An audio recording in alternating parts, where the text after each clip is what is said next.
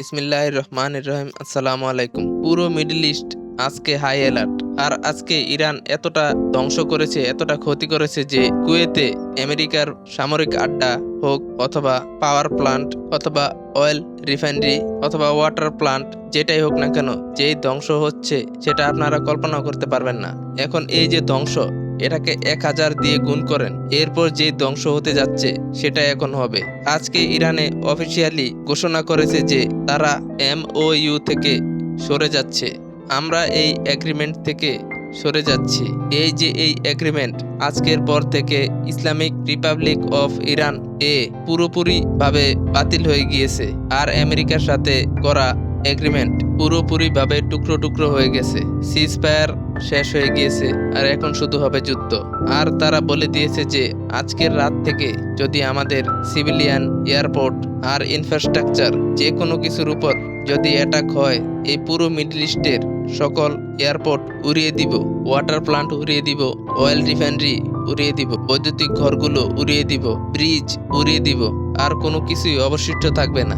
আর এটা ইরানে আজকে পুরোপুরি ক্লিয়ার ভাবে শান্তি চুক্তি থেকে বের হওয়ার ঘোষণা দিয়েছে। দেখুন, তারা বলছে যে আমেরিকায় ভায়োলেশন করেছে, আমরা শান্তি চুক্তি থেকে আজ সরে দাঁড়িয়েছি। আর শান্তি চুক্তি থাকা অবস্থায় ইরানে সিভিল এবং মিলিটারি টার্গেট করেছে আমেরিকা, আর এখন আমরা কখনোই ছাড়বো না। দেখুন, ওটাই হয়েছে যেটা প্রথমে বলা হয়েছিল। দেখুন, এই যে এগ্রিমেন্ট, এটা হয়ে গেলেও এটা আগে কিভাবে যাবে? এটা তো টুকরো টুকরো হওয়ার কথাই ছিল। কোনো পাওয়ারফুল রাষ্ট্র এই এগ্রিমেন্টে গ্যারান্টেড নাই। যারা গ্যারান্টি দিয়েছে তারা এখন কোথায়? তারা কি আমেরিকার এই ভায়োলেশন থামাতে পেরেছে?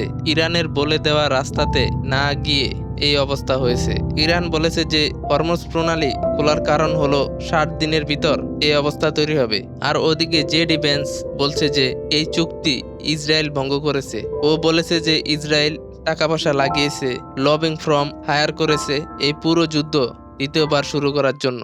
তাহলে এখন কিভাবে ট্রাম্প এটা বলতে পারে যে এই যুদ্ধ ইরান শুরু করেছে? যদি আমেরিকার ভাইস প্রেসিডেন্ট এই কথা বলে, তখন আপনারা বলেন বাকি জিনিসগুলো কোথায় দাঁড়ায়? দেখুন, হরমুজ প্রণালীর নিয়ম ভঙ্গ করা হয়েছে। আর আপনারা জেডি ভ্যান্সকে যদি দেখেন, ও বলছে যে এই পুরো শান্তি চুক্তি নষ্ট করেছে ইসরায়েল। ইসরায়েলের হাত আছে এর পিছনে, আর সকল যুদ্ধ ইসরায়েল চায়। আর ইরান এই হরমুজ প্রণালী খুলেছে এই শর্তে যে যেই রাস্তা দিয়ে আমরা বলবো সেই রাস্তা দিয়ে যাবে সবাই। এটাই তো হয়েছিল। এরপর হয়েছেটা কি? এরপর মিডল ইস্টে যেই দেশগুলো আছে যারা আমেরিকার সামরিক আড্ডা দিয়েছে, ওখান থেকে ইরানের উপর হামলা হয়। আর এগ্রিমেন্ট হওয়ার পরও আমেরিকা এই শর্তগুলো মানছিল না। আর ইরানের বলে দেওয়া রাস্তা বাদে সমুদ্রের অন্য পথ দিয়ে তারা যাচ্ছিল, কিন্তু এগ্রিমেন্টে লেখা ছিল যে তারা ইরানের কথা মতো এই রাস্তাগুলো দিয়ে যাবে। ঠিক এখান থেকেই যুদ্ধ শুরু হয়। এরপর এগ্রিমেন্ট শেষ হয়ে গিয়েছে।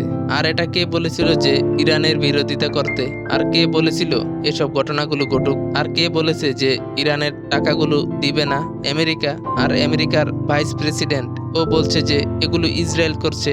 এরপর আপনারা কিভাবে বলতে পারেন যে এই লড়াই করবেন এগ্রিমেন্ট হওয়ার পরেও? আর এখন দেখেন, ইরানের ব্রিজ উড়িয়ে দেওয়া হবে, আর ইরানের পানির প্লান্ট উড়িয়ে দেওয়া হয়েছে। এরপর ইরান কুয়েতের পানির প্লান্টে অ্যাটাক করেছে।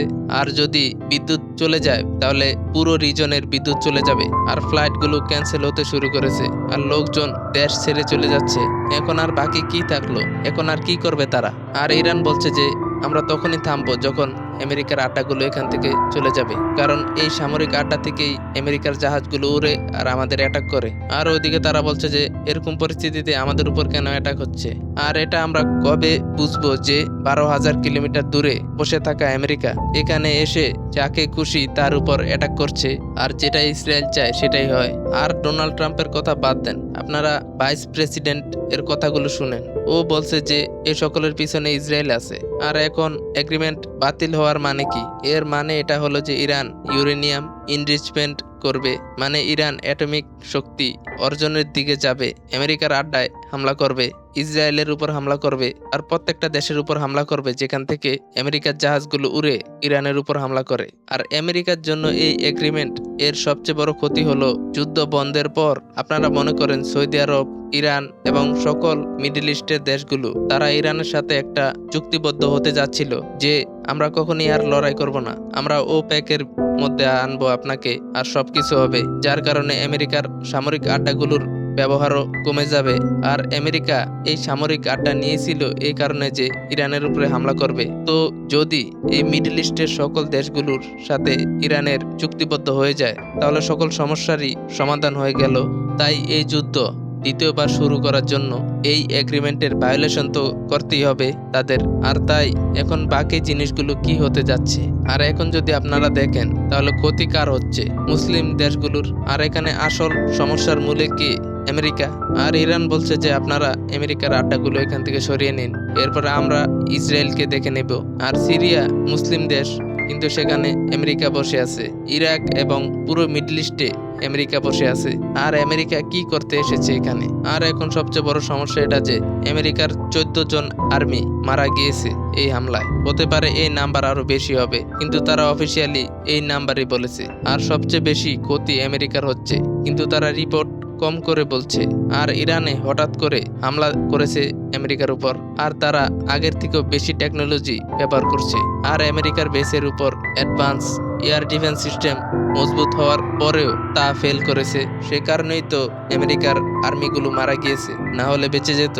ইরান জর্ডানে অ্যাটাক করেছে, সিরিয়াতে সারপ্রাইজ অ্যাটাক করেছে তারা। আর ইরান এরকম টেকনোলজি তৈরি করে ফেলেছে যে তারা থার্ড এবং প্যাট্রিয়ট ডিফেন্স সিস্টেমকে ইজিলি ফেল করতে পারে। তো প্রত্যেক যুদ্ধের মৃত্যুই রাজনৈতিক মৃত্যু হয়, আর এই কারণে সবাইকে এর ফল ভোগ করতে হয়। আর এতে করে সমস্যা হচ্ছে যে তেলের দাম অনেক বেশি উপরে চলে গিয়েছে। আর দেখুন ট্যুরিজম বাতিল হতে যাচ্ছে, কারণ জেট ফিউল এর দাম বেড়ে গিয়েছে। আর লোকজনের কাছে টাকা পয়সা নাই, জব নাই, বিজনেস গুলো শেষ হতে যাচ্ছে। এর প্রভাব সবকিছুর ভিতরে পড়তে যাচ্ছে।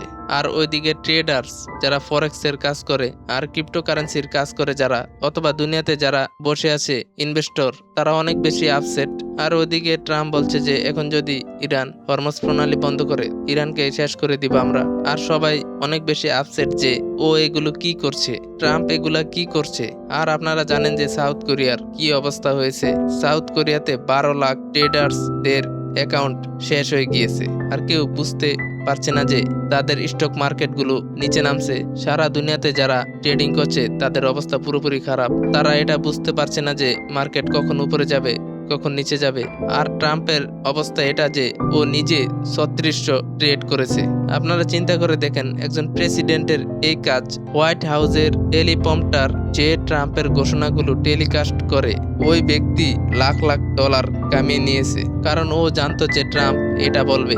এরপর ও গিয়ে পলি মার্কেটে গিয়ে এই শর্ত লাগাতো যে আজকে ট্রাম্প এটা বলবে। তো আপনারা চিন্তা করে দেখেন এই লোকগুলোর অবস্থা কি। দেখুন আমেরিকার জন্য চ্যালেঞ্জ এটা যে এই পুরো পরিস্থিতিতে আমেরিকার সামরিক আড্ডাগুলো ধ্বংস হচ্ছে, আর আমেরিকা এই যুদ্ধে কোনোভাবেই সফল হচ্ছে না। ট্রাম্প বলছে যে আমরা ইরানের অস্তিত্ব শেষ করে ফেলবো, কারণ ও এগ্রিমেন্টের বিরোধিতা করছে। কিন্তু ভাইস প্রেসিডেন্ট বলে যে না না, ইরান না, এটা তো বেসিক্যালি ইসরায়েল এই চুক্তি ভঙ্গ করছে।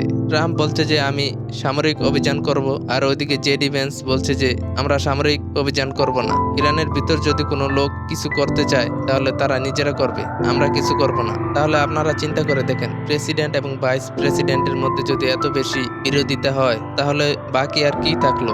এটা আসলে আসল বিষয় যে যেটা তাদের দুজনকে ধ্বংসের দিকে নিয়ে যাচ্ছে।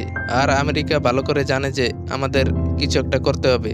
রাস্তা, টাইম, এই সকল কিছু এখন শেষ হতে যাচ্ছে। আর ওইদিকে ইসরায়েল বলছে যে আমাদের অ্যাটাক করতে দাও, অ্যাটাক না করলে অনেক বেশি ধ্বংস হবে। আপনারা মনে করেন আর শুধু অল্প কিছু দূরে আছে বিশ্বযুদ্ধ শুরু হওয়ার, আর এখন সবাই হাত খাড়া করে দিয়েছে। আর এখন চায়না প্রস্তুত লড়াই করার জন্য, রাশিয়া প্রস্তুত। যদি সবাই প্রস্তুত থাকে তাহলে তৃতীয় বিশ্বযুদ্ধ অবশ্যই হবে। কলিব্রিক্স চ্যানেলকে সাবস্ক্রাইব করতে ভুলবেন না। পরের ভিডিওতে দেখা হবে।